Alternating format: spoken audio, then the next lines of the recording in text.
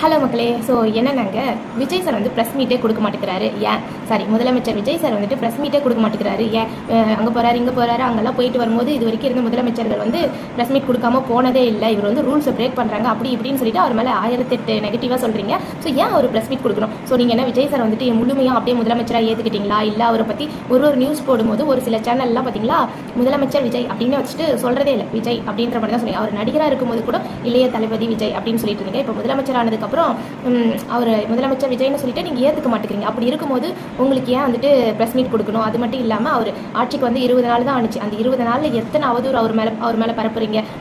அவர் பண்ணுற நல்ல விஷயங்கள் இருந்தாலும் அதெல்லாம் மறைச்சிட்டு எதெல்லாம் வந்துட்டு நெகட்டிவாக இருக்குது அப்படின்ற மாதிரி கட் பண்ணி போட்டு அதை ஸ்ப்ரெட் பண்ணுறீங்க. ஸோ உங்களுக்கு ஏன் ப்ரெஸ் மீட் கொடுக்கணும்? கொடுக்கவே தேவையில்லை. விஜய் சார் விஷயம் ஆகிட்டாரா, மக்களுக்கு நல்லது பண்ணணும்னு நினைக்கிறாரா, பண்ணட்டும், பொறுமையாக பண்ணட்டும்.